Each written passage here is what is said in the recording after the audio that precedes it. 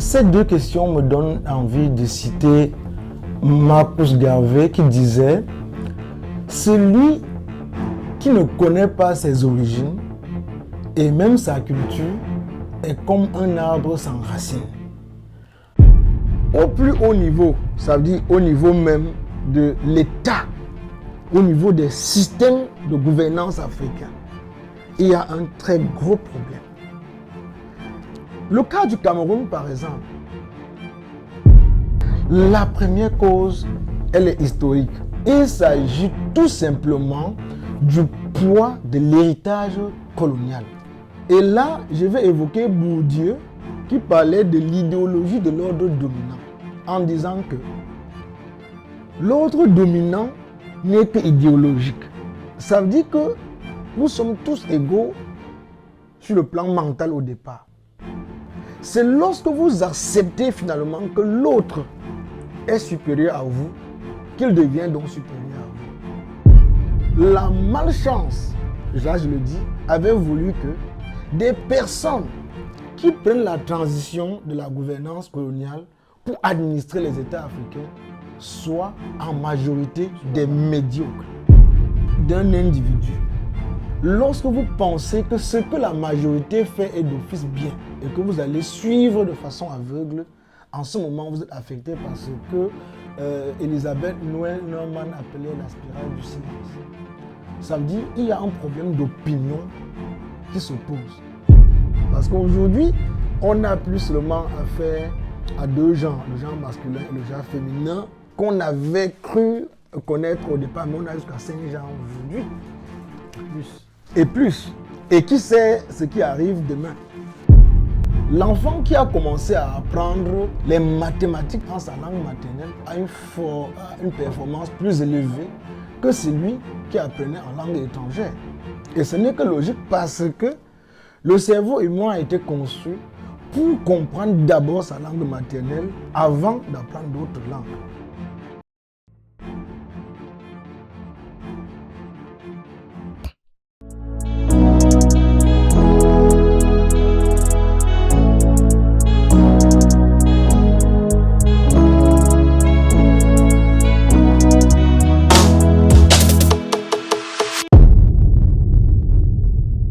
Bonjour à tous et bienvenue sur la chaîne Diaspora Africaine. Chaîne dont l'objectif est d'inspirer et outiller les jeunes sur deux sujets clés. La réussite en diaspora et le retour en Afrique.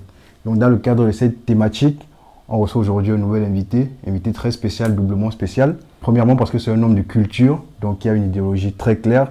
Et deuxièmement parce que c'est un homme de terrain, donc un homme qui fait des choses, notamment au travers de sa plateforme sur laquelle il fait la promotion de la culture africaine, notamment au travers de la langue. Donc on va le dire bonjour. Bonjour. Comment tu vas? Très bien. Et toi? Très bien, merci. Donc on est avec qui aujourd'hui? Janvier Tézioué, c'est mon nom. Je suis camerounais, originaire de l'Ouest précisément, dans le département de la Maine-Noire. Et je suis actuellement étudiant en culture visuelle à l'Université catholique de Louvain, ça c'est en Belgique. Mais je suis un peu départagé entre le Cameroun et la Belgique parce que je quitte le Cameroun laissant une organisation dans la promotion des langues locales du Cameroun et de notre patrimoine culturel. Donc voilà, en quelque sorte, qui est Janvier Tézioué actuellement. Grosso modo, ta présentation. Merci. Très succinct, mais je pense qu'on aura l'occasion de rentrer en plein dedans au cours de l'interview. Justement, aujourd'hui, on parle de la culture africaine et de la plus-value, des enjeux de la valorisation de celle-ci à l'heure actuelle. Qu'est-ce que tu peux dire sur la culture africaine aujourd'hui? Parce qu'aujourd'hui, on entend, je pense, un phénomène qui est très répandu aujourd'hui sur les réseaux sociaux, notamment canal par lequel on voit beaucoup de personnes, notamment des jeunes. On parle beaucoup de culture africaine, il faut la valoriser, Mais c'est quoi le contenu de la culture africaine? C'est quoi son idéologie? C'est quoi l'avantage d'en parler, d'après toi? Alors, je commencerai par donner une petite définition qui n'est pas très personnelle, de ce que c'est que la culture africaine, ou bien de ce qu'est la culture africaine.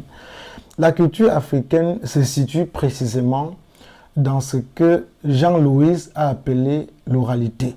Parce que Jean-Louis a classifié 4 niveaux de civilisation dans ses études. Il parlait de l'oralité, il parlait de la massalité, il parlait de la scribalité et puis de l'informalité. Peut-être que pour que les téléspectateurs et les auditeurs comprennent ce que c'est que chaque catégorie de ces systèmes de civilisation, pour que je dise exactement où la culture africaine est placée. Alors, de l'oralité, Jean-Louis parle d'un système de civilisation fondé sur la communication non écrite et sur les traditions et où l'espace de mise en œuvre est très restreint, appelé le village. Il parle de scribalité, un système de civilisation dans lequel le village se déporte dans les villes et où le système de civilisation ou bien la communication est basée sur l'écrit, mais cette fois-là dans des gravures telles que la production du papyrus, c'est-à-dire la production posée sur un type de papier en un seul exemplaire appelé papyrus. À l'époque des hiéroglyphes. Tout à fait.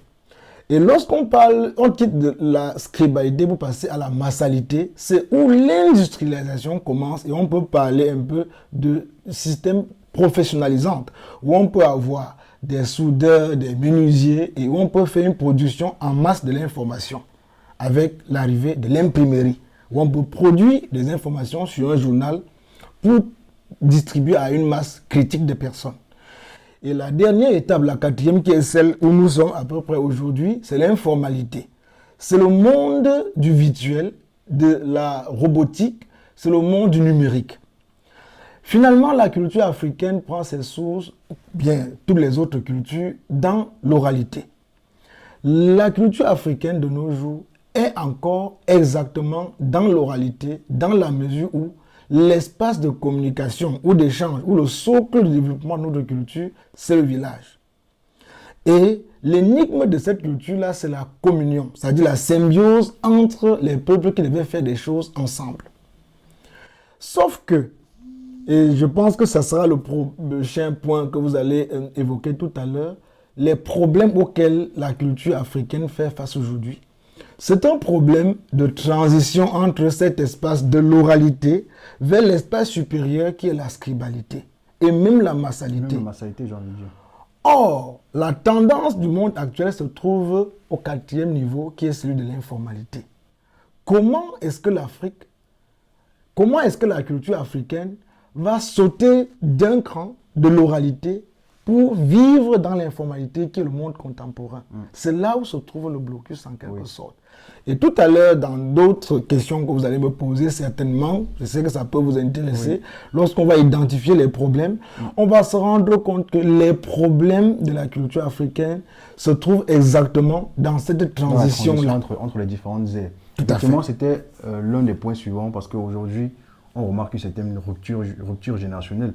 On a des jeunes qui s'éloignent de la culture africaine, soit involontairement parce qu'ils sont aspirés par la culture dominante, d'autres qui s'éloignent volontairement parce qu'ils jugent que la culture est has-been, c'est-à-dire que la culture africaine a des éléments qui n'ont plus lieu d'être à l'ère de la modernisation aujourd'hui. Mais avant d'y aller, je voudrais que tu précises avant, pour nos auditeurs, ceux-là qui seraient peut-être ignorants de ces éléments de culture-là, c'est quoi la culture africaine, c'est quoi ces éléments fondamentaux? Parce que lorsqu'on parle de rupture générationnelle, c'est quelque chose qui n'a pas été transmis. C'est quoi cette chose-là qui n'est plus transmise aujourd'hui? Très bien. La culture africaine ne se détache pas des autres cultures. Dans le sens global, quand on parle de la culture, il s'agit d'un ensemble de méthodes de vie qui peut être visible et qui peut ne pas être visible. Lorsqu'il n'est pas visible, on parle de la religion, de l'idéologie, ça veut dire des pensées des êtres humains. La spiritualité. Alors, pensée africaine, ça existe. Religion africaine, ça existe. Méthode de vie, maintenant, côté extérieur, on peut lier la culture à travers les us et coutumes, que nous appelons aussi, de façon confuse, les traditions. Ce sont des pratiques culturelles quotidiennes. Chez nous, en Afrique, on va parler des danses traditionnelles, ça sont des supports de culture. On va parler de la langue, qui est même d'ailleurs l'élément primordial, parce que tous ces éléments, que ce soit la philosophie, la culture, le système d'éducation, les danses, tant que la langue n'est pas placée en avant-plan, rien n'est possible. Parce que pour transmettre d'une génération à une autre, il faudrait bien qu'il y ait un code de communication, et c'est la langue qui est ce code-là. On va parler comme élément visible de la culture, la façon même de s'habiller, c'est-à-dire l'art.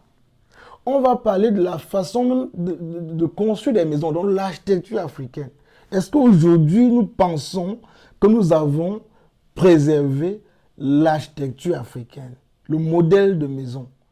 On parle ici de ce que nous consommons. Est-ce qu'on a conservé les mets traditionnels de chez nous? Parce que tout cela fait partie de la construction de l'individu. Ce que l'on mange détermine la façon dont la santé va être, la santé physique, la santé mentale même.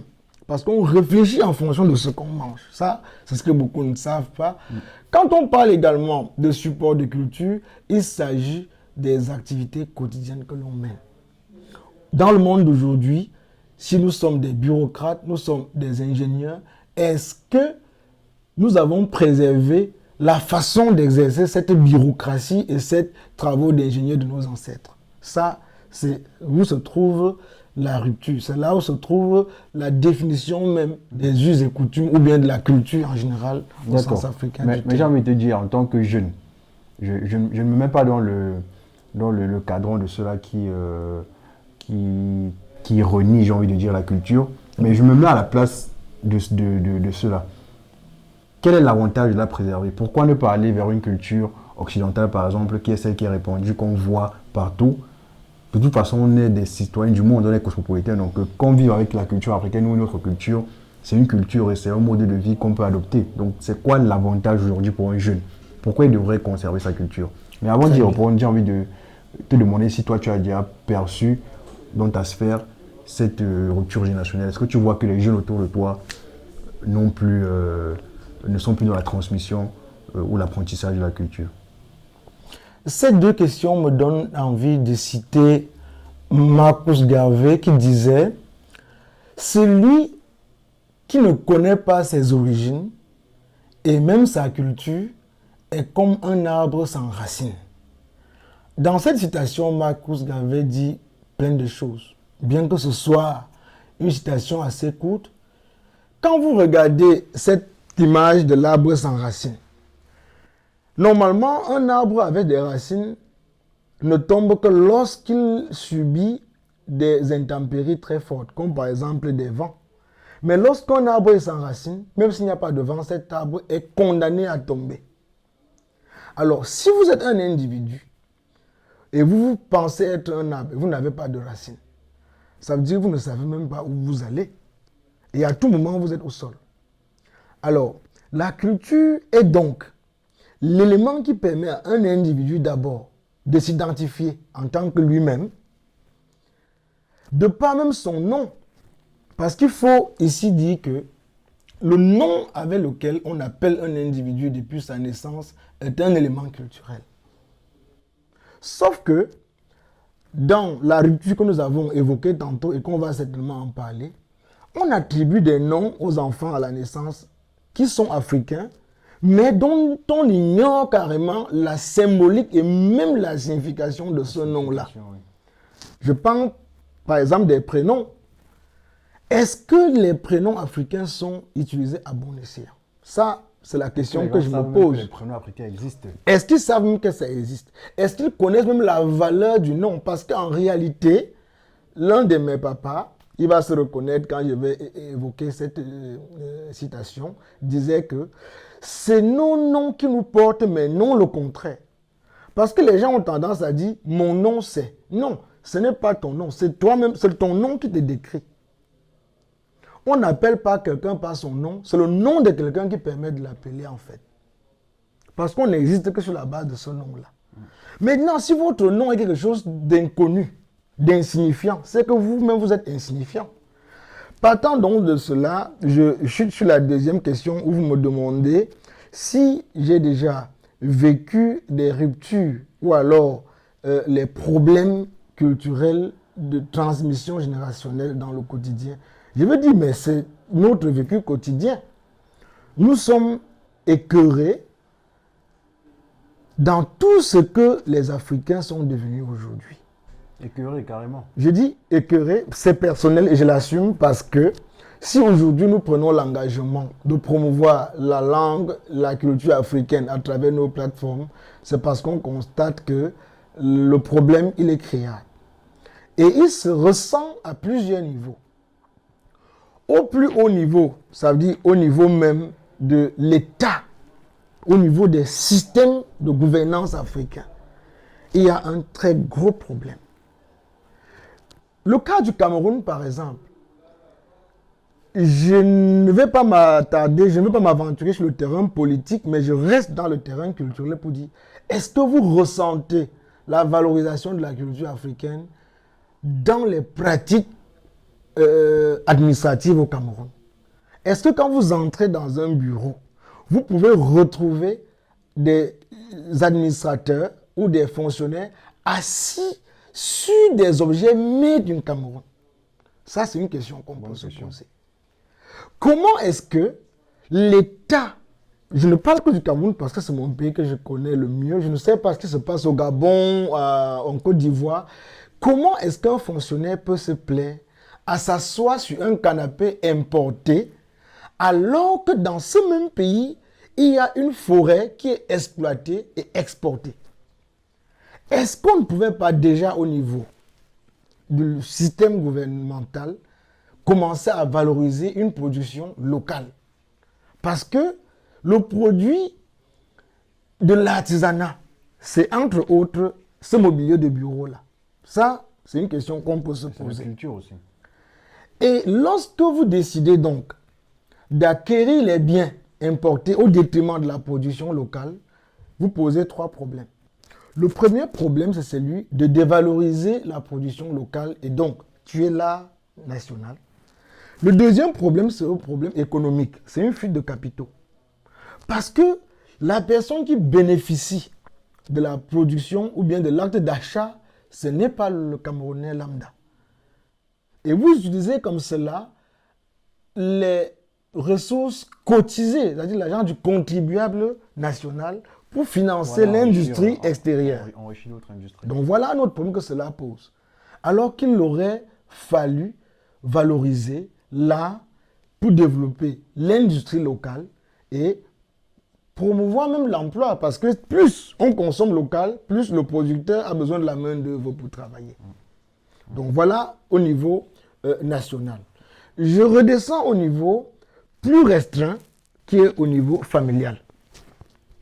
Est-ce que le parent qui décide de consommer, lui, dans la cellule familiale, des produits importés au détriment du produit locaux, ne se rend pas compte qu'il va dans un terrain où les intrants sont plus coûteux?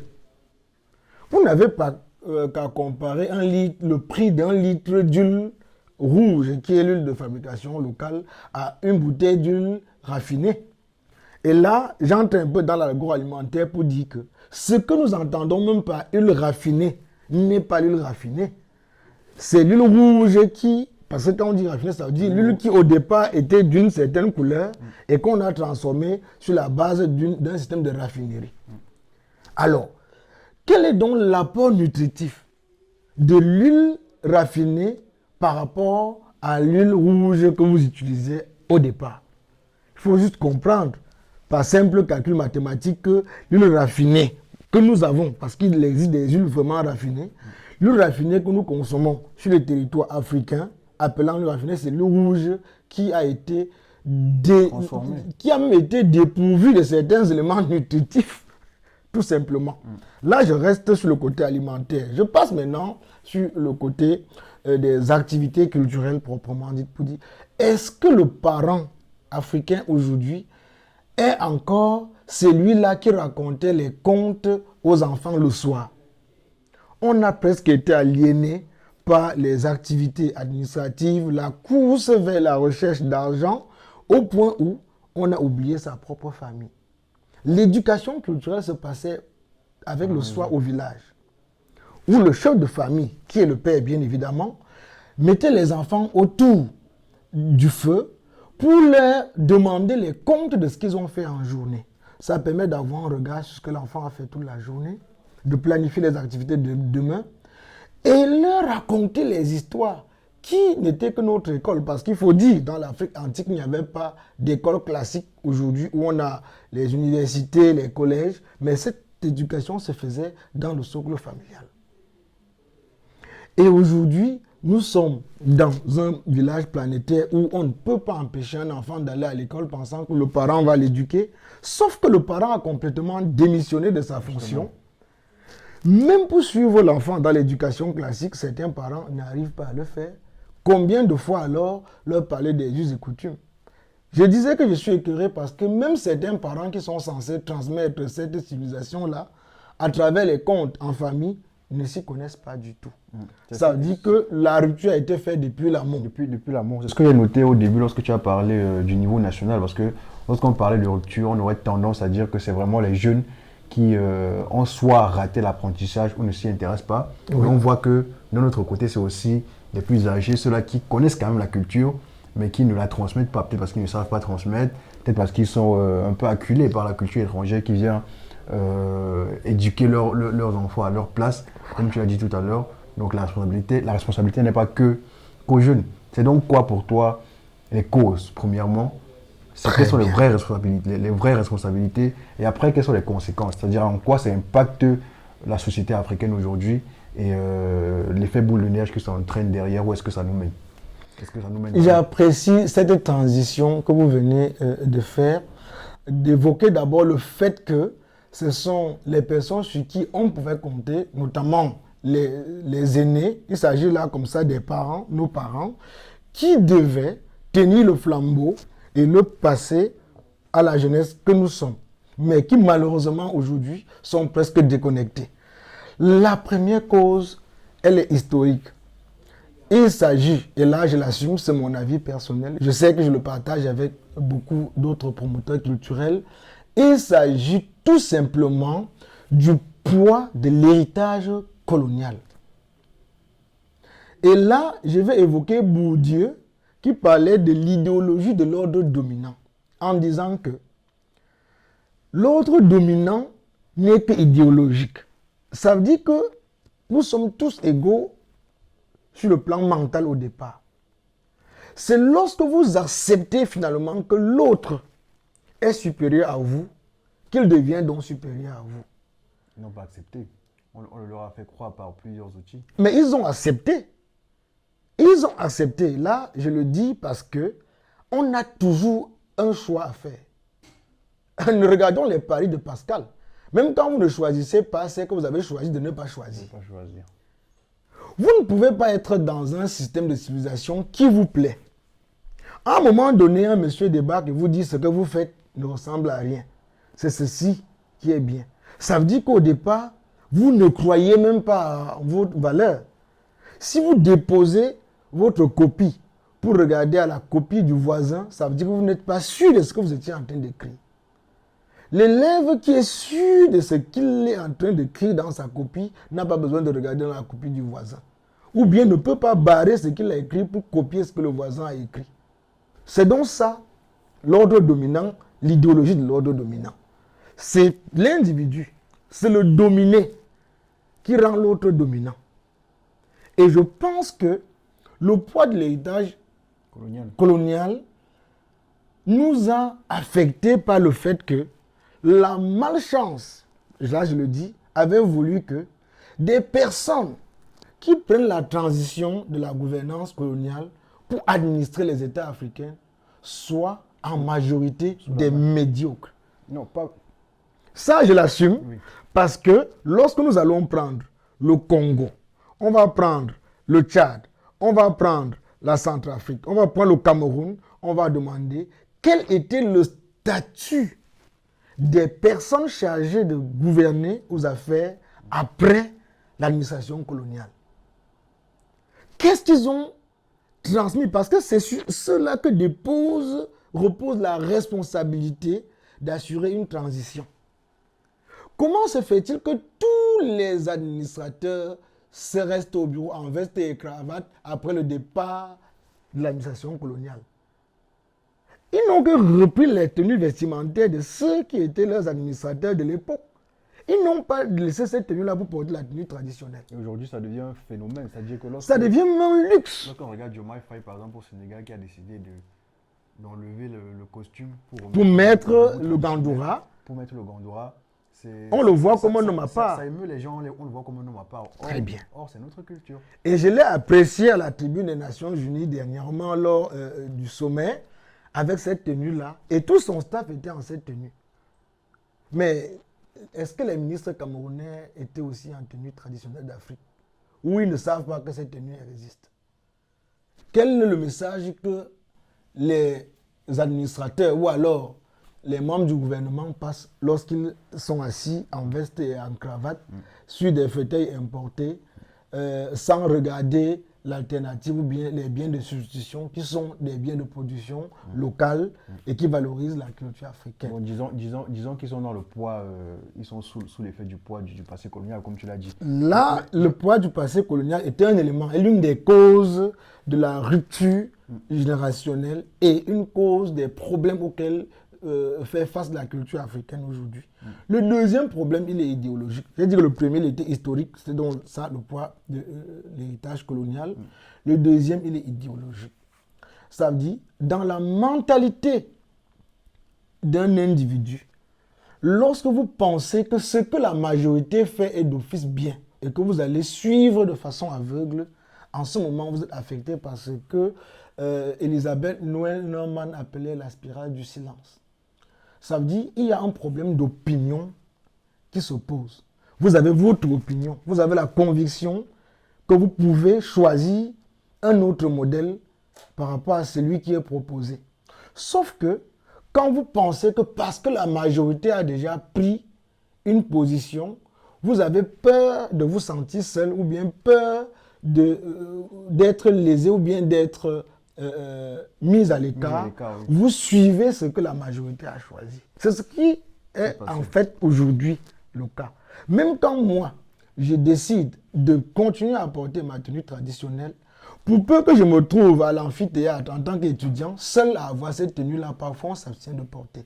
Et ça, j'amène donc le problème à la diaspora où nous sommes et qui est la ligne éditoriale de votre chaîne pour dire que même les jeunes Africains qui sont conscients de cette rupture aujourd'hui et qui veulent bien participer à ce qu'on peut appeler la revalorisation, parce que la perte est déjà là, ont parfois tendance à avoir peur de s'y lancer pieds et mains liés. Vous ne pouvez pas vous retrouver sous la tour Eiffel avec votre gandoura typiquement africain et être seul à le porter et le porter valablement. Certains n'arrivent pas à le faire. Moi, je le fais pour ce qui me concerne. Partout où moi je fais des travaux de recherche en Belgique, on ne me connaît pas mon habillement. Et c'est un habillement qui ne manque pas de susciter des questions. Et chaque fois, je dis que c'est ma tenue que j'ai. Je n'ai pas d'autre tenue que celle-là. Je me dis que si 1, 2, 3, 4 personnes le faisaient, ça donnerait beaucoup plus d'engouement. Et je pense que cela est possible. Peut-être qu'on en parlera sur les moyens pour sortir du gouffre. C'est une question de fierté aussi. Voilà, parce le sentiment de fierté. L'Africain aujourd'hui n'est plus fier de sa culture. Et puis, il faut s'assumer. Je pense que beaucoup ne s'assument plus. Vous n'avez qu'à voir ce qui se passe au Congo. Je n'ai rien à voir avec nos amis congolais. Mais pourquoi est-ce que la tendance montre que beaucoup d'hommes et de femmes tendent à se dépigmenter la peau au Congo? Ça se passe partout. Je ne dis pas que ce n'est que le Congo, mais c'est le cas qui est un peu plus visible. Même entre nous, les communautés africaines de la diaspora, vous allez voir un étudiant qui arrive en 2020, il est ciré comme moi avec cette belle peau-là, mais après 2 ans, vous le voyez tout rouge, tout jaune, tout blanc, je ne sais pas la couleur que cela peut être. Oui, ça c'est une preuve de ce que les gens ne s'assument plus. D'accord, d'accord. Et le problème spirituel que cela se pose, c'est celui de la mise en cause de votre créateur. Parce que quoi? La personne qui vous a envoyé au monde, je l'appelle Dieu, il s'appelle Si, il s'appelle Ndem, il peut avoir tous les noms dépendant de la langue où on se trouve.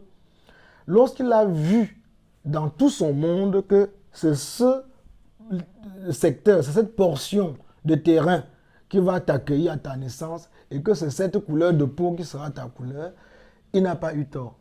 Et je ne pense pas qu'on peut avoir raison de remettre en cause son choix. Il sait le pourquoi il nous a fait naître ici au lieu de nous faire naître en Inde. Il sait le pourquoi il nous a fait naître à l'ouest du Cameroun et non au nord du Cameroun.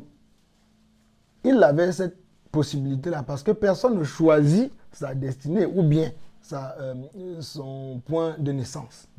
Ses origines en tout cas. Mais quand vous avez vos origines choisies par votre créateur et que vous décidez de changer ou bien de changer même votre apparence physique. Et là, j'entre dans des problèmes de genre que l'humanité fait face aujourd'hui avec les transsexuels, les bisexuels, tout ce que cela incarne. Parce qu'aujourd'hui, on n'a plus seulement affaire à deux genres, le genre masculin et le genre féminin, qu'on avait cru connaître au départ, mais on a jusqu'à 5 genres aujourd'hui. Et plus. Et plus. Et qui sait ce qui arrive demain? Donc, pour moi, c'est une façon de remettre en cause les choix du Créateur. Et sur ce point, je n'ose pas me positionner sur être pour ou contre les transgenres. Chacun est libre de choisir. Sauf que notre culture, celle africaine, que nous voulons valoriser, doit un peu conserver ses valeurs à un moment donné. Et savoir ce qui est bien, qu'on peut prendre ailleurs, et savoir ce qui peut être préservé dans ce qu'on a de local. Et les valeurs de la culture africaine sont celles qui sont en étroit accord avec celles du créateur à la base. Et avec la moralité surtout. Oui. D'accord. J'ai envie qu'on parle maintenant parce qu'on ne peut pas tirer de long à large sur un problème sans évoquer quelques palliatifs, quelques médicaments pour résoudre ça. Donc, oui. Pour toi, quels seraient les problèmes? Je veux que tu en cites, mais de façon vraiment succincte, parce que je préfère qu'on s'apesantisse sur la langue. Comment? Oui. Parce qu'on remarque que le moyen le plus palpable aujourd'hui de la rupture inachevée, c'est la langue. Oui. Les jeunes aujourd'hui ne parlent plus leur langue vernaculaire, donc la langue de leurs parents directs. Donc la rupture, elle s'est faite en, je dirais, une génération maximum, 2. Donc je crois qu'on va s'apesantir là-dessus, d'autant plus parce qu'aujourd'hui, je suis un promoteur d'une structure qui fait dans la promotion justement de cette langue africaine-là, donc tu nous parleras de la structure et de ce que vous y faites. Mais avant ça, cite quelques solutions. Très bien. Tu t'apesantiras plus sur la langue. Voilà, merci. Je pense que les solutions, il n'y a pas une solution magique. Les solutions sont corrélatives aux problèmes qu'on a relevés tantôt. Donc, il faudrait à chaque type de problème déterminer une solution spécifique. Pour le cas de problème de rupture générationnelle, nous avons relevé que le problème était au niveau de l'appareil gouvernemental et au niveau familial. Parce que ce sont les deux entités ou les deux structures qui définissent la méthode de vie dans un pays et qui définissent la construction d'un individu. Il faudrait que la solution parte également de ces deux personnes-là. J'ai envie de dire que au niveau gouvernemental, l'une des solutions est celle que nous avons vue au Mozambique, avec l'introduction dans le système éducatif national une méthode d'apprentissage multilingue. Et ce système a été introduit et a été évalué 2 ans après par l'UNESCO, qui a montré que l'introduction du système d'apprentissage multilingue a contribué de façon drastique à l'augmentation des performances scolaires et académiques des élèves. Même dans des matières qui n'ont rien à voir avec la culture de façon de façon séparée. Parce que quand on parle de culture, elle s'immixe, elle est transversale, elle s'immixe dans tout. Ça veut dire quoi? L'enfant qui a commencé à apprendre les mathématiques en sa langue maternelle a une performance plus élevée que celui qui apprenait en langue étrangère. Et ce n'est que logique parce que le cerveau humain a été conçu pour comprendre d'abord sa langue maternelle avant d'apprendre d'autres langues. Et c'est ce que beaucoup ne comprennent pas. Quand on va dans l'encyclopédie pour voir la définition de la langue maternelle, c'est la première langue que l'on parle ou bien c'est la langue de naissance d'un individu. Sauf qu'aujourd'hui, nos langues maternelles ne sont plus nos premières langues. Elles sont même les 3e, voire les 4e. Parce qu'un étudiant africain qui est né en France, dont le parent est congolais et peut-être la maman est française ou alors toujours africain, déjà dans le ventre, on lui parle déjà en français. Il naît, on lui parle le français. À l'école, il parle le français. Il se rend compte qu'il est africain quand il est déjà adulte. Et c'est en ce moment qu'il commence à se demander quelle est même sa langue maternelle. Et donc, sa langue maternelle devient le français en ce moment-là. Il faudrait donc que chacun se rende compte de ce que la langue maternelle devait passer avant les autres langues. Ça, c'est au niveau familial. Alors qu'au niveau national, au niveau du système éducatif national, j'ai parlé de l'implication de l'apprentissage multilingue. Et pour citer sur le cas du Cameroun, aujourd'hui, le Cameroun a 2 langues nationales, le français et l'anglais. Où est passé les langues locales? Alors que le Cameroun, à lui seul, a jusqu'à 250 langues maternelles. Même ma langue vivante, c'est l'allemand et l'espagnol. Très bien. Quelles sont donc les langues maternelles qui sont enseignées de façon claire dans le système éducatif camerounais? Il n'y en a pas. Par contre, il y a eu une tentative de solution à partir des années 90 avec l'implication d'une idée, là c'était encore l'idée, d'une matière appelée langue et culture nationale, qui aujourd'hui est en train de prendre corps, mais qui est insuffisant. Parce que les enseignants qui sont formés à l'école normale et qui dispensent ces langues-là sont pour la plupart des temps non locuteurs de la langue qu'ils veulent enseigner. Ça veut dire que si vous êtes enseignant de langue et culture nationale et que vous-même vous êtes originaire, votre langue c'est le Wondo. Et qu'on vous envoie à l'ouest du Cameroun où vous êtes avec les Batoufam ou bien avec ceux du Gomala, est-ce qu'un néwondophone peut enseigner le Gomala au locataire du Gomala? Je pense que ce n'est pas possible. L'enseignant viendra poser quelques questions. Comment on appelle ceci en votre langue maternelle? L'apprenant va aller chercher en famille, mais est-ce qu'il pourra sur cette base-là parler fluidement en sa langue maternelle? Je ne pense pas. Donc, les jalons sont posés au niveau national, mais qu'au niveau familial, ça se ressent et que les parents prennent encore à bras le corps ce problème et jouent véritablement ce rôle. Donc, voilà une première solution. La deuxième solution... on est déjà à 2 solutions, au niveau national et niveau familial. Maintenant, la deuxième solution, elle est individuelle. Chaque Africain devait prendre conscience de ce qu'il est déjà trop tard pour lui pour se rattraper sur ses origines. Il doit déjà se demander quelle est la signification de mon nom. Est-ce que le nom que je porte me définit et me représente? Est-ce que je vaux ce nom-là? Deuxièmement, il doit se demander quels sont les us et coutumes de chez moi qui me permettent de m'identifier. Parce qu'il faut se dire, les Africains sont hués par les Occidentaux chaque fois qu'on les voit déséquilibrés. Dans la course effrénée et aveugle de vouloir s'intégrer ou de vouloir s'approprier la culture occidentale. Et quand vous avez la chance de côtoyer les Occidentaux qui aiment bien les Africains, ils leur disent cela de face. Que mais toi, pourquoi tu es habillé comme ça? Quelle est la langue que tu parles? Tu es originaire d'où? Qu'est-ce qu'on mange chez vous? Parce qu'on va voir un Africain assis au McDo en train de croquer un burger à grandes dents sans jamais se demander ce que ça signifie burger, à quoi ça concerne et ce que ça lui apporte dans le corps comme valeur nutritive. Et quand on va lui demander qu'est-ce qu'on mange chez vous, il ne saura pas. Il ne va jamais savoir la signification de la cravate. Mais il faudrait qu'on aille lire pour comprendre qu'on n'a même pas intérêt à le porter. Encore même, certains Occidentaux évitent de porter cette cravate. C'est quoi la signification de la cravate? Je n'ose pas vous le dire, il faut que chacun aille voir parce que je n'en porte pas. Il faut que chacun aille lire pour comprendre s'il a intérêt à porter la cravate ou pas. C'est une histoire avec la corde au cou, un truc du genre. Voilà. Le pantalon jean destroy que les jeunes Africains portent aujourd'hui et qui est devenu un luxe. Que chacun aille voir l'origine du pantalon jean destroy pour voir s'il a intérêt à le porter ou pas. Ça, c'est aussi passionnant parce que nous ne voulons pas nous cultiver. Nous courons aveuglement vers des cultures qui n'ont rien à voir avec les nôtres.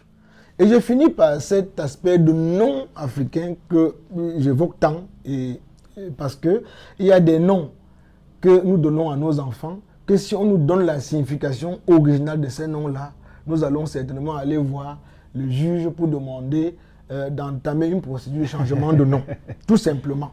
Il faudrait que chacun, au sortir de cette émission, demande à ses parents quelle est la signification du nom qu'on les a attribué et aille regarder la symbolique ou alors la définition de ce nom-là pour voir s'ils peuvent l'assumer ou pas. Oui. Mais petite parenthèse sur cette histoire de nom-là, parce qu'on dit que, tu disais tout à l'heure que c'est pas toi qui portes le nom, c'est le nom qui te porte. Oui. Et en Afrique, on a l'habitude de dire que le nom que tu portes, si tu portes le nom de quelqu'un, d'un de tes descendants que tu as ressuscité au travers de cette baptisation-là, tu reproduiras à peu près son comportement. C'est-à-dire si tu t'appelles, je sais pas, n'importe qui, Oui. je sais pas, on va prendre, je sais pas quel nom je vais prendre, peut-être Kinfac. Oui. Si tu t'appelles Kinfac, en hommage à ton grand-père, par exemple, qui s'appelait comme ça, Oui. tu reproduiras à peu près le comportement de ce grand-père. Tu seras comme lui s'il était de nature très gentil, très accueilli, consort, tu seras comme ça. Comment ça se passe, c'est physiologique, c'est métaphysique, comment ça se passe? Comment ça se matérialise ça?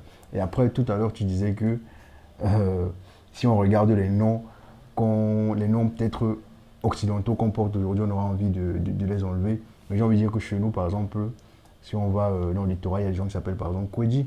Oui. Et on sait ce que Kwedi veut dire. Oui. Donc c'est un peu partout, j'ai envie de dire.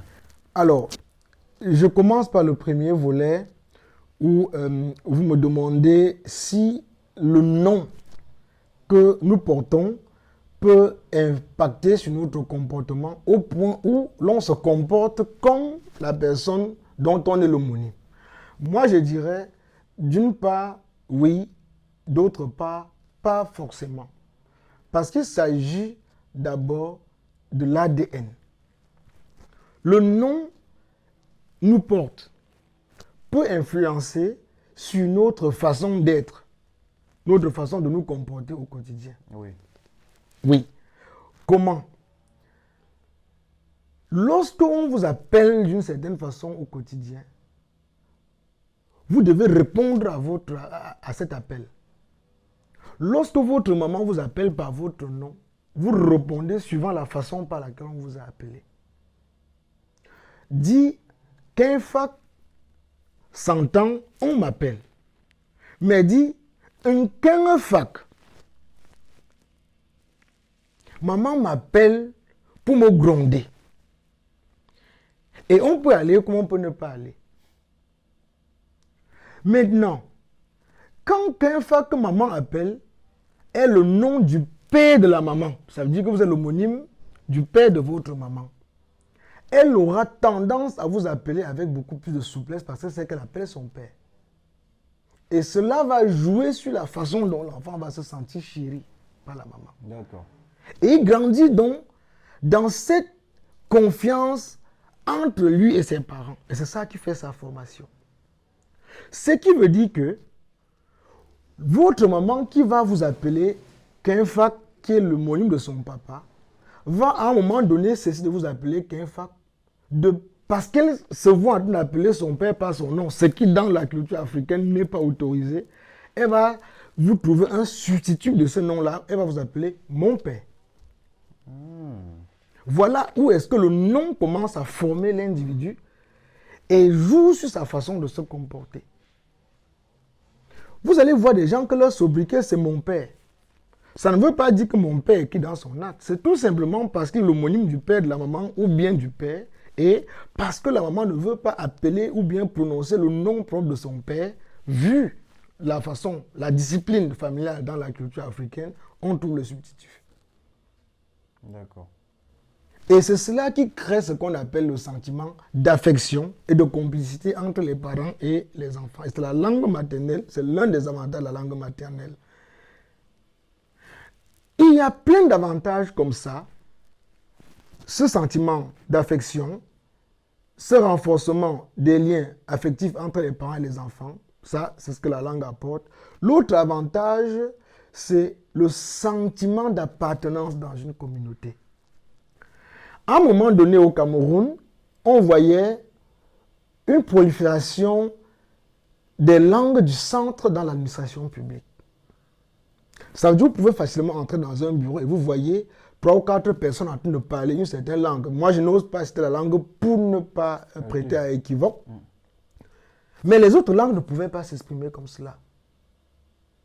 Si bien que les originaires d'autres langues se sentaient un peu différents des locuteurs de cette langue-là qui se parlaient en abondance dans l'administration au Cameroun. Et finalement, ce que cela a créé comme pressentiment, c'était que l'administration camerounaise appartient à une certaine tribu et que les autres tribus sont des commandeurs. Voilà ce que ça a créé. Je veux que quelqu'un me démente cela en prenant des exemples, mais je pense que c'est un fait déjà consommé et visible et connu de tous. Et aujourd'hui, cela peut nous conduire très loin dans la tendance de conservation qui existe au Cameroun aujourd'hui. Ça veut dire que ceux qui avaient installé donc ce sentiment qui a été même presque consommé par la majorité pensent que l'État est leur appartenance et qu'ils peuvent décider de prêter ou bien d'adopter ou d'intégrer ceux qu'ils veulent pour qu'ils fassent partie de l'appareil gouvernemental. Voilà ce que la culture ou bien la rupture générationnelle sur le plan culturel a apporté comme problème au Cameroun. Et quand vous allez rentrer un peu sur le terrain politique et voir les combats, les jeux qui se font aujourd'hui, vous allez beaucoup entendre parler du tribalisme. Qui discrimine qui? Qui défend quoi? Qu'est-ce qui appartient à qui pour l'État camerounais en fait? C'est justement parce qu'à un moment donné, beaucoup ont cru ou bien ont laissé croire que c'est une certaine tribu qui détient le pouvoir ou bien qui détient l'administration camerounaise et qu'ils peuvent mener le jeu. Effectivement, je fais tout ce développement pour rester dans la dernière solution que je proposais parce que j'en ai proposé 2. La première, c'était la révision du système éducatif au niveau national pour les pays africains.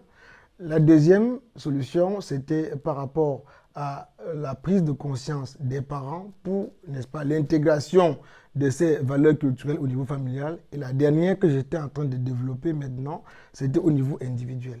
Il faudrait donc, au regard de tout ce développement, que chaque Africain se rende compte qu'il a besoin de s'approprier de sa culture, de se définir à travers cette culture-là et de prendre à bras le corps les mesures pour s'approprier des valeurs qu'il a perdues jusqu'à présent. Et même de promouvoir. Cela passera par quoi? Intégrer les groupes communautaires. Comment un monsieur peut débarquer du Cameroun en France et il fait 10 ans sans jamais demander qui sont les autres Camerounais qui résident en France depuis? Les réunions où on partage les informations sur le développement de l'Afrique et tout. Voilà, vous ne pouvez pas être français plus qu'un français. Vous ne pouvez pas arriver en France, vous restez en France, vous ne cherchez pas vos frères. Vous pensez que vous allez garder votre héritage culturel. Ça, ce n'est pas possible. Donc, intégrer les groupes communautaires, ça permet de rester en phase et en permanence avec ces valeurs-là. Deuxièmement, que chacun se rende compte qu'il peut être seul à mener ce combat-là. Mais quand on est tous dans la même mentalité, on va se retrouver tous sur le terrain public avec les tenues africaines un jour. Parce que moi, j'ai pris l'engagement à mon niveau de m'assumer, de valoriser la culture africaine partout où je suis. Si toi, tu le fais pareil, et que Pierre le fait pareil, Jean le fait pareil, Akono le fait pareil, et finalement, nous allons nous retrouver un jour avec une Afrique qui a redoré son blason. Une Afrique fière. Voilà. D'accord, on voit bien que c'est une idéologie très profonde que tu portes et qui, je pense, t'a poussé, t'a motivé à créer justement la plateforme qui est là aujourd'hui, au travers de laquelle tu promeus cette culture-là. Est-ce que tu peux nous parler de cette plateforme? Oui, elle s'appelle Kuala. Et Kuala, c'est un nom original. Il veut dire la vraie langue, il veut dire le vrai village et il veut aussi dire une chose de production locale. Ce nom, il est tiré de la langue Yemba, qui est ma langue maternelle, la langue parlée dans le département de la Maine-Noire à l'ouest du Cameroun. Et la plateforme, elle est digitale. pourquoi nous avons choisi de faire une plateforme digitale? C'est au départ un projet académique. Ça veut dire, j'ai fait des études à l'École nationale supérieure des postes et télécommunications. Et dans cette formation, j'ai particulièrement travaillé sur l'utilisation du numérique pour la valorisation des us et coutumes du Cameroun. D'accord. Et donc, au moment où l'État camerounais encourageait les jeunes à développer les startups, c'est cette école-là qui était un peu placée aux avant-plans pour promouvoir l'économie numérique.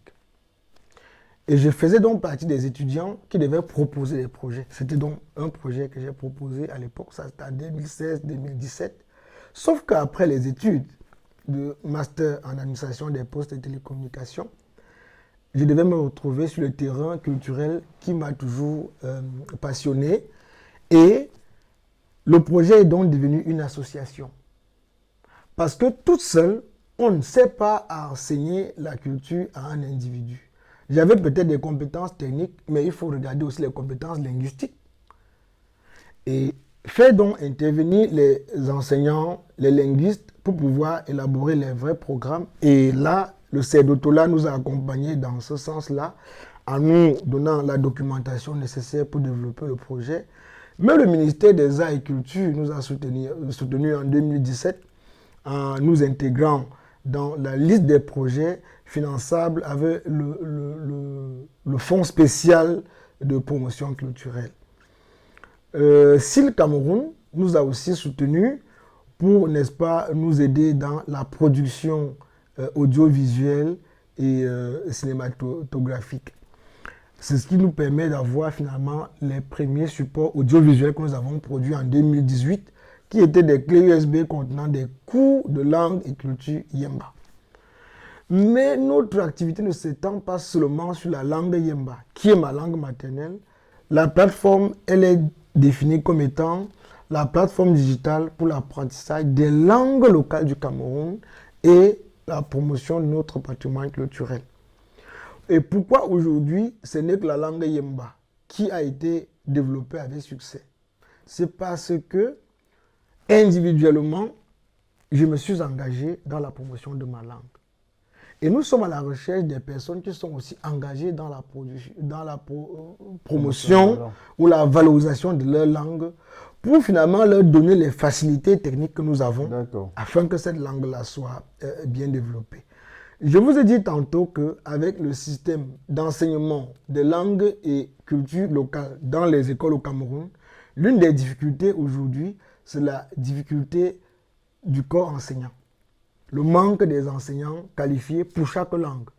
Je vous ai parlé des enseignants qui sont affectés dans d'autres régions qui ne sont pas leur région d'origine et qui ont des difficultés à enseigner cette langue du lieu d'exercice. Il faut donc dans chaque langue qu'on ait des modèles d'enseignants, des modèles de programmes d'apprentissage et même des modèles d'association ou bien d'organisation qui enseignent la langue locale. Quelques-unes de ces organisations existent et qu'on est d'ailleurs en partenariat, mais c'est encore insuffisant.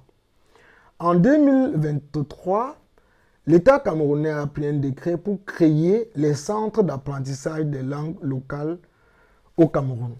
Le département de la Menou en a bénéficié de 2. Mais jusqu'à présent, ça reste des centres théoriques. Vous savez, quand on crée un établissement au Cameroun, il faut des années pour que l'établissement puisse prendre corps. Et nous avons tendance à applaudir les décrets sans voir la réalité sur le terrain. Le décret, il crée l'établissement où il n'y a aucun bâtiment, aucun enseignant n'est affecté, aucun responsable pour mettre en œuvre ce centre-là a été désigné et affecté. Nous avons le papier jusqu'à présent, mais sur le terrain, dans le département de la Menoie, qui est mon département d'origine, nous n'avons encore rien vu. Qu'en est-il de ceux qui se trouvent à Tokombéré? Qu'en est-il de ceux qui se trouvent à Lomié? À Tcholeré. À Tcholeré. D'accord. Donc il faudrait qu'à un moment donné, on quitte de la théorie pour la pratique. Qu'il y ait une impulsion gouvernementale. Voilà. D'accord. J'ai envie qu'on soit un peu pratique. au cours de cette interview-là. C'est vrai qu'on tire bientôt à la fin, mais on va donner. J'ai envie que tu donnes, parce que je pense que tu fais également partie du corps didactique de la plateforme Kuala. Donc, qu'est-ce que tu pourrais donner comme conseil phare à un jeune aujourd'hui qui souhaiterait rentrer dans cet apprentissage de la langue-là? Parce qu'il faut le dire, il y en a certains qui essayent, mais ce n'est pas toujours très évident. Donc, au final, c'est un projet qu'ils abandonnent. Donc, quels sont les conseils que tu pourrais leur donner à ceux-là? Pour rester très précis sur le cas de la langue Yemba, qui aujourd'hui est vraiment développée dans la plateforme de Kuala, je dirais aux jeunes de s'inscrire dans les différents modules de formation. Pourquoi s'inscrire? Parce que c'est toujours difficile pour un être humain normal de s'autodiscipliner. Même quand vous avez votre emploi du temps personnel pour dire je vais apprendre la langue le matin chez moi, de 8h à 10h avant d'aller au travail, il y aura des moments où pour des contraintes personnelles, vous n'allez pas respecter votre propre calendrier. Mais quand c'est un calendrier qui est établi par une organisation comme la nôtre et qui vous est presque imposé, vous avez parfois la contrainte de le suivre. Deuxièmement, c'est parce que ce n'est pas totalement gratuit. Ça veut dire que vous vous trouvez en train de débourser une petite somme de contribution pour suivre ces cours-là. C'est vrai que ça ne vaut pas le prix du cours, mais c'est juste pour que vous vous rendez compte que vous avez dépensé pour une activité et que vous devez la suivre. Donc, c'est aussi l'une des contraintes pour pouvoir suivre les cours. D'accord. La troisième chose, c'est que vous vous trouvez avec d'autres personnes qui ont les mêmes besoins que vous. Parce que quand vous avez un besoin et que vous êtes seul à vouloir trouver des solutions, c'est difficile. Mais quand vous vous retrouvez dans un environnement où vous avez d'autres apprenants qui veulent apprendre que vous, la compétitivité s'installe. Et finalement, vous allez vous retrouver en train d'apprendre beaucoup plus rapidement parce que vous ne voulez pas vous faire dépasser par d'autres apprenants de la même classe. La quatrième chose, c'est que en vous inscrivant dans la plateforme, vous avez au moins la chance d'avoir un programme à suivre. Si vous devez apprendre votre langue maternelle aujourd'hui toute seule, quelle sera la méthode? Je ne pense pas que vous aurez un programme succinct étalé sur un mois ou sur un an. Est-ce que vous allez commencer à apprendre les salutations, les parties du corps, les éléments de la maison ou alors les éléments de la nature? Il faudrait que vous alliez là où il y a déjà un programme qui a été travaillé par les académiciens, par les promoteurs de langue et même par des enseignants et les pédagogues et qui est censé vous conduire vraiment à l'apprentissage plus efficace. Le dernier élément, c'est que vous avez au moins une personne qui est considérée comme un professionnel de cette langue-là et de l'enseignement. Parce que seuls certains parents n'arrivent même pas à enseigner la langue à leurs enfants parce qu'ils ne savent pas où commencer et ce qu'il faut enseigner à l'enfant. Alors que l'enseignant a déjà un programme qui a été expérimenté et qui peut être suivi à la lettre. Et le parent ne sera plus qu'un accompagnateur dans la mise en œuvre des éléments qui seront vus au cours. Donc, ce que je conseille, c'est vraiment d'intégrer cette plateforme-là, d'apprendre cette langue-là et de faire d'elle un outil du quotidien. Parce qu'on n'apprend pas la langue maternelle comme si on apprenait le français, l'anglais, pour être évalué en classe et avoir une autre et passer d'une classe à une autre.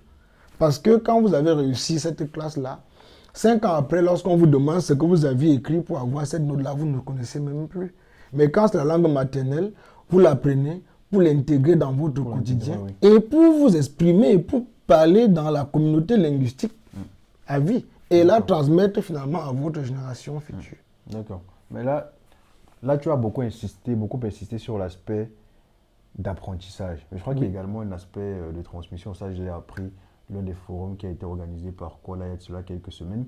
Oui. Il y a l'apprentissage, il y a la transmission. La transmission, c'est involontaire, j'ai envie de dire. Donc le parent, enfin, le connaisseur qui transmet à l'ignorant de façon involontaire. Ça peut être dans le vent, ça peut être par des chants, ça peut être au quotidien. Donc j'ai vu que dans tes propos, tu n'as pas beaucoup évoqué cet aspect de transmission-là. Pourquoi? Parce que tu as supposé que... Je n'évoque pas la transition parce qu'elle est implicite, alors que l'apprentissage est tacite. Ça veut dire qu'on ne peut même pas transmettre ce qu'on n'a pas appris. il faut d'abord acquérir des connaissances, il faut acquérir un savoir avant de le transmettre. Donc, tant que l'individu n'a pas appris cette langue-là avec succès, il n'a rien à transmettre. Et la transmission, elle se fait au quotidien. Lorsque le papa d'un enfant a compris la valeur de sa langue maternelle, de sa culture en général, et qui s'en est approprié, ça se ressent dans sa façon de vivre. Lorsqu'un papa porte l'habit traditionnel, il n'a pas besoin de dire à son enfant que j'aime les habits traditionnels. Moi, chez moi, les enfants savent que papa ne parle que la langue Yemba ou d'autres langues du Cameroun. Mes enfants savent qu'ils peuvent me parler uniquement en langue maternelle et non à une autre langue. Ah bon? Et ils le savent au point où, même quand un étranger arrive chez moi et qu'il parle une autre langue, mes enfants sont étonnés. Mais comment ils parlent une autre langue dans la maison-ci? Et cela ne les empêche pas d'évoluer à l'école. À l'école, ils sont très braves en d'autres langues. Moi, je peux vous dire que ma première fille a eu la meilleure note en Newondo, alors qu'elle est Yembafoun. Et je passe par là pour dire que la transmission, elle ne se dit pas, elle se vit. Lorsque votre maman, dès votre naissance, vous prépare le kwem, ou bien vous prépare le ndomba, le koki, elle n'a pas besoin de vous faire un cours sur le koki ou le ndomba pour que vous compreniez que c'est votre mère traditionnelle, que vous allez aussi apprendre à cuisiner. Vous grandissez en mangeant ces mères-là et vous apprenez aussi à vos enfants. Si on parle de la transmission aujourd'hui, c'est parce qu'il y a eu rupture générationnelle et il y a eu donc problème d'apprentissage. Donc, lorsqu'on va tous apprendre, la transmission, elle sera automatique. On va entrer en transmission, il y aura plus d'apprentissage. Voilà. D'accord, ok. J'ai noté quelque chose de très important dans ce que tu as dit, c'est que le fait de parler sa langue maternelle n'empêche pas d'être brave sur les autres langues aujourd'hui. Parce qu'aujourd'hui, c'est même le contraire. Beaucoup de parents ont cette crainte-là. Ils vont apprendre la langue maternelle à leurs enfants et ils seront peut-être retardés à l'école. Rapidement, tout à l'heure, je vous ai parlé du système d'apprentissage multilingue au Mozambique avec l'impact sur la performance scolaire et académique des enfants. D'autres études ont montré à suffisance que l'enfant qui parle sa langue maternelle est même plus brave que ceux qui ne parlent pas la langue maternelle. Ça, ce n'est pas moi qui le dis. Vous pouvez aussi aller vérifier un peu, voir l'impact ou bien l'apport de la langue maternelle sur le développement ou bien sur le succès académique d'un enfant. Vous verrez. Donc, il ne faut pas que les gens restent dans ce gouffre pensant que l'enfant qui parle la langue maternelle aura des freins pour le succès scolaire ou académique. C'est bien le contraire. Plus l'enfant parle sa langue maternelle, et ça je le confirme, plus il est prédisposé à apprendre d'autres langues, comme les langues classiques, le français, l'anglais. Moi, je m'exprime en français, en anglais, en allemand. Je m'exprime en plusieurs langues du Cameroun, mais c'est parce que j'ai d'abord appris ma langue maternelle. Je me dis que si je n'avais pas ma langue maternelle comme langue de départ dans le sang, je n'aurais pas peut-être cette facilité à apprendre d'autres langues. Donc il est de l'intérêt pour les parents qui nous regardent d'apprendre d'abord leur langue maternelle à leurs enfants et ça contribuera à l'apprentissage d'autres langues et même à leur succès académique et scolaire. D'accord, je crois que le message est passé là. J'ai envie de savoir, est-ce que Kuala aujourd'hui a des âges auxquels on peut ou pas faire les cours? Est-ce que Kuala propose des cours en ligne pour ceux qui aimeraient le faire? Tous nos cours sont essentiellement en ligne pour l'instant. Et nous avons 2 sessions de formation. La première session, c'est la session annuelle qui commence exactement le 5 octobre pour finir le 15 mai. Ça, c'est pour les cours annuels qui se font au moment où les apprenants suivent le programme académique et scolaire classique. Ces cours-là se font le week-end, en ligne, sur Zoom et sur Skype. D'accord. Maintenant, nous avons aussi des programmes de vacances. Les programmes de vacances vont de juin en août. Ces programmes de vacances-là sont beaucoup plus dosés, mais sur une période relativement courte pour permettre aux enfants qui n'ont pas pu faire les cours annuels de pouvoir se rattraper, ou à ceux qui ont fait les cours annuels d'être dans la continuité d'apprentissage, cette fois-là par une méthode beaucoup plus ludique. Ça leur permet de s'épanouir dans cette langue maternelle et dans les us et coutumes, même de découvrir. Parce que c'est aussi le moment de découverte de la langue, l'apprentissage vient après. Il faut d'abord découvrir et connaître la langue et l'apprendre. Donc voilà ce que nous proposons jusqu'à présent. Je pense que nos plateformes sur Facebook, sur YouTube et surtout notre site web www.kwala.net. On pourra mettre le lien du site web en description pour permettre aux locuteurs de la langue Yemba, aux locuteurs de langue locale du Cameroun et même des autres pays africains de venir voir ce que nous proposons sur ce site-là pour s'en inspirer, parce qu'il ne faudrait pas qu'on reste seulement dans notre langue, il faudrait qu'on développe toutes les langues africaines au bout de ce projet. D'accord, donc en ligne, vous êtes sur Facebook, YouTube, vous avez un site internet dédié à la plateforme. Donc on va mettre les informations en barre de description. Je crois que si vous avez un numéro, on va le faire décider là pour ceux qui seront intéressés. Est-ce que c'est possible d'entrer dans le programme malgré le fait qu'on soit déjà au 5 octobre là? Oui, le programme, il commence aujourd'hui. Ça veut dire que les cours commencent aujourd'hui. Et nous avons, pour la langue Yemba, aujourd'hui, 100 et quelques inscrits. C'est vrai que jusqu'à ce matin, on avait encore des personnes qui s'inscrivaient. À la fin de la journée, pour le début du cours, on aura arrêté les inscriptions pour avoir l'effectif définitif. Et le programme, il est vraiment calqué sur le vécu quotidien. Ça veut dire que nous avons des cours qui vont dans les éléments qui entourent le quotidien de l'enfant, en commençant par les formules de politesse. L'enfant doit pouvoir saluer ses parents le matin, dire au revoir lorsqu'il va et dire bonjour, bonsoir, bonne nuit quand il veut aller se coucher. Ça, c'est le B à bas. Après, l'enfant doit pouvoir prononcer et demander les objets qui se trouvent à la maison, que ce soit en cuisine, donne-moi un couteau, prends ceci et tu me donnes, lève-toi, assieds-toi, le dialogue en famille. Ça, c'est pour le niveau initial. Le niveau intermédiaire, nous commençons à entrer dans les éléments de grammaire, les conjugaisons, pour que l'enfant puisse raconter une histoire, dire ce qu'il a vu, ce qu'il veut faire, ce qu'il avait entendu il y a de cela 1 an. Et là, vous entrez dans la langue courante. Et le niveau avancé, c'est le programme d'alphabétisation. Parce qu'il faut le dire, les langues africaines aujourd'hui ont bénéficié de ce qu'on appelle l'alphabet général des langues du Cameroun. Ça veut dire que nous pouvons les écrire avec les caractères phonétiques propres aux langues camerounaises. Et ça, nous avons ce programme-là au niveau avancé. Ça permet aux personnes d'apprendre à lire, à écrire en langue maternelle et même à s'exprimer en langage soutenu.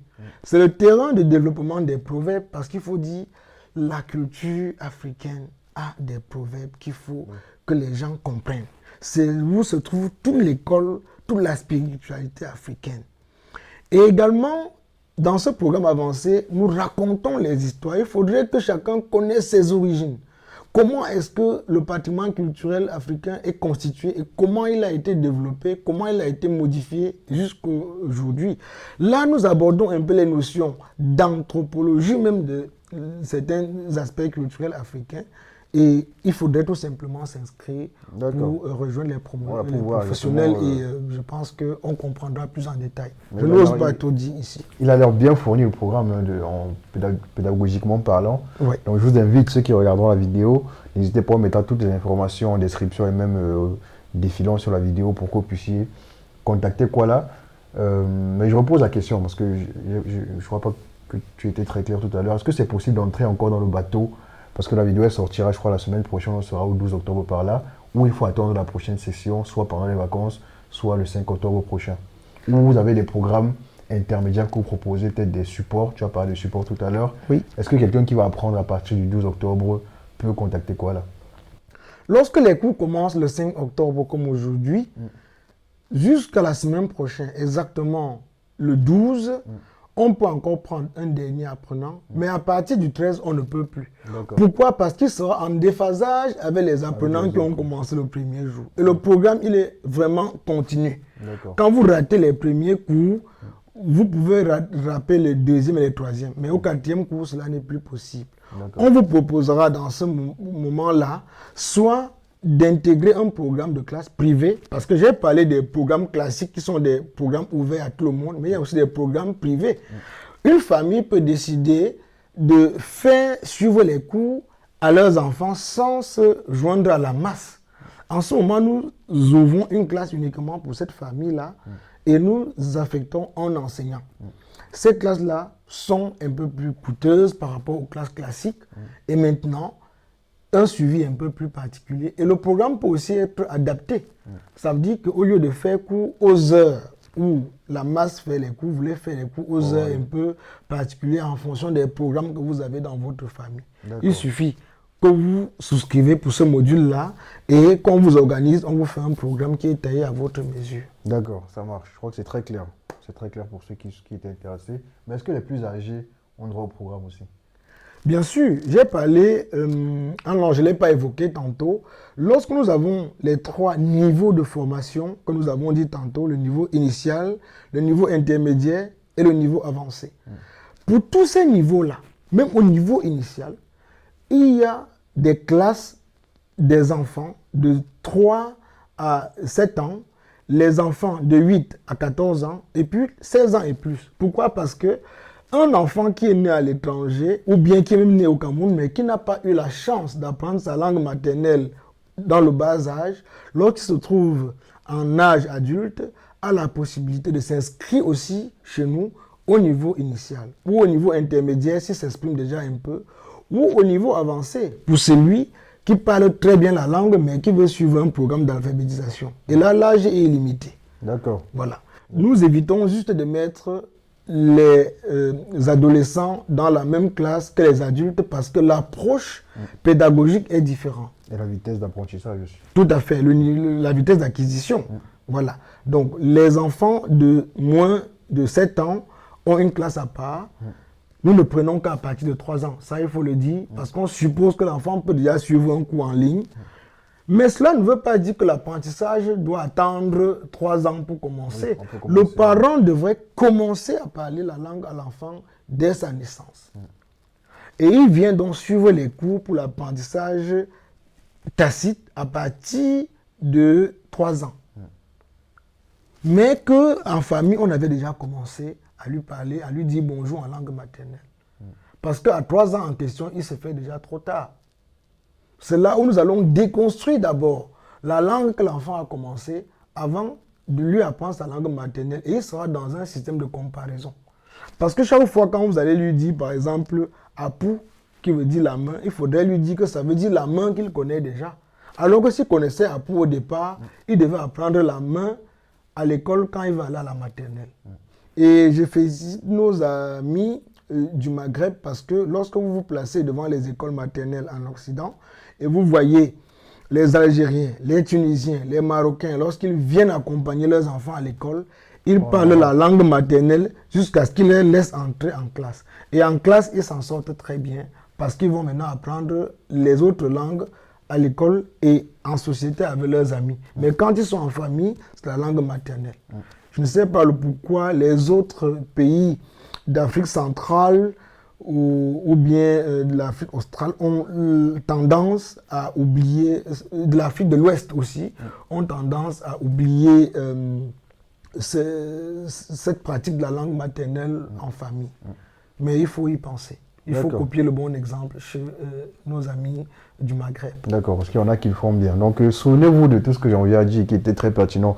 J'avais une grosse anecdote à raconter sur ce sujet, mais je pense qu'on le fera dans le cadre d'une prochaine entrevue, j'espère, qui appuiera vraiment tes propos. Je te raconterai peut-être en off. D'accord. Mais pour sortir, j'ai envie que tu nous parles un peu du Back to Africa. Ça, c'est une question qu'on pose à tous nos invités sur la chaîne. Qu'est-ce que tu penses de ce mouvement-là qui consiste à venir à l'étranger, en diaspora, notamment pour X ou Y raison, et après de décider de retourner en Afrique? Alors, quand vous regardez le logo de Kuala, c'est résumé en ce qu'on appelle le retour aux sources.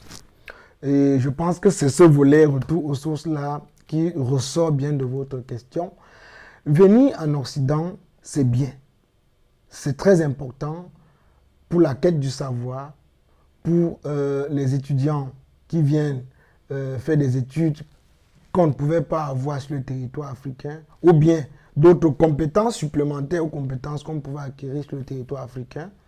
Aussi pour des professions qui sont plus développées en Occident qu'en Afrique, parce qu'il faut le dire, le niveau socio-économique n'est pas le même. Et le niveau industrie n'est pas aussi le même. Ça veut dire qu'on peut y aller pour des raisons professionnelles, pour les raisons académiques, pour les raisons de recherche aussi, pourquoi pas. C'est peut-être mon cas. Mais le retour paraît difficile pour certains à cause de l'aliénation. L'aliénation dans la mesure où s'approprier finalement de l'ordre dominant, comme je l'ai dit tantôt avec Bourdieu, oui, au point de s'oublier ou bien de renier ses propres convictions. Je pense que même si on a obtenu la nationalité étrangère, pour ceux qui en demandent et qui obtiennent, il faut savoir qu'on a un nombril qui a été enterré quelque part, on a un sang qui coule dans nos veines, mais il ne changera pas. La nationalité, elle est administrative, elle est, comment on appelle, la nationalité, elle est administrative, oui, mais l'esprit reste local. Ça veut dire qu'il faut y penser et ne jamais l'oublier et rester dans cette même tendance-là du début jusqu'à la fin. Je pense que même les autorités qui attribuent la nationalité aux étrangers, ils le font à dessein, ils le font pour un intérêt. Parce qu'en principe, rien ne se paie et rien n'est fait gratuitement. Si, sur le territoire français, on a besoin d'une main-d'œuvre étrangère et que la façon de rémunérer la main-d'œuvre étrangère est différente de la rémunération de la main-d'œuvre locale, il faut trouver des moyens techniques et administratifs pour rendre la chose beaucoup plus fluide. Donner la possibilité aux personnes qui se sont installées sur le territoire français de bien travailler et de bénéficier des mêmes avantages que ceux qui sont originaires de la France. C'est d'où cette question de nationalité. Il peut y avoir mille et plusieurs raisons que je ne vais pas m'aventurer dessus, mais restons dans le côté culturel et le côté des origines pour dire que nous restons africains, même si on a la nationalité française, américaine, canadienne, et ainsi de suite. Il faut être pragmatique et faire la part des choses. Très bien. Merci. Je crois qu'on fera une deuxième interview pour tirer de loin là, parce que je vois qu'il y a plein d'aspects que tu n'évoquais qu'en surface. Oui. C'est très intéressant de creuser, parce que l'idée là, c'est d'éveiller un peu les consciences. Et je pense que tu as beaucoup d'informations à partager aux jeunes. Oui. Donc là, on arrive à la fin de l'interview. Je te remercie pour le temps que tu as accordé à Diaspora Africaine. Nous avons accueilli ici chez toi pour ce très bel échange. Donc, moi, j'ai beaucoup appris, j'ai beaucoup apprécié. J'espère que ce sera le cas pour tout le monde sur la chaîne. Est-ce que tu as un petit mot pour la fin? Mon mot de fin, c'est de vous encourager dans ce que vous faites. Te remercier personnellement d'avoir fait le déplacement de la France pour la Belgique pour venir pour cette rencontre et d'encourager toute l'équipe technique qui t'accompagne dans ce trajet pour que nous puissions apporter notre contribution au rayonnement des valeurs culturelles africaines. Et j'invite chaque jeune africain. Mais nous posons souvent le problème comme si c'est l'Afrique seule qui était victime de ce problème de rupture générationnelle dans la transmission des valeurs culturelles.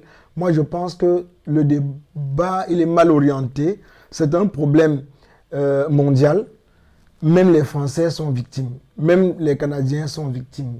Même les Belges sont victimes. Quand vous vous rapprochez de vous rendre compte que même leur culture est en déperdition.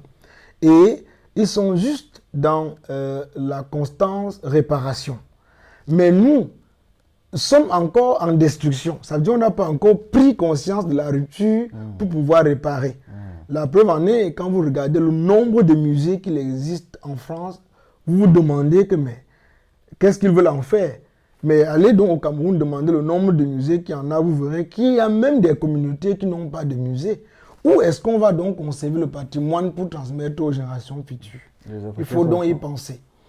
Je vais donc inviter chacun, de façon individuelle, jeune africain, à prendre la culture à bras le corps, à se rendre compte qu'il a perdu quelque chose de précieux. Cette chose-là, c'est sa culture qui le définit. Invitez maintenant ceux qui dirigent les États africains à mettre un pan sur le développement de la culture dans tout le système gouvernemental, dans tout le système administratif, à partir même du système éducatif, du système d'approvisionnement ou bien d'acquisition des biens et services, et même de la façon de s'organiser.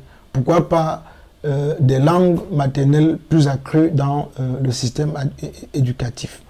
Et au niveau familial, pourquoi pas parler exclusivement les langues maternelles lorsqu'on est en famille et les autres langues pour le monde professionnel, le monde académique, le monde de l'éducation. D'accord. Voilà mon dernier mot. D'accord, c'était un plaisir de t'avoir sur la chaîne. Je crois que le message est très bien passé. Bon dimanche à vous et au revoir. Merci à vous et au revoir. Salut.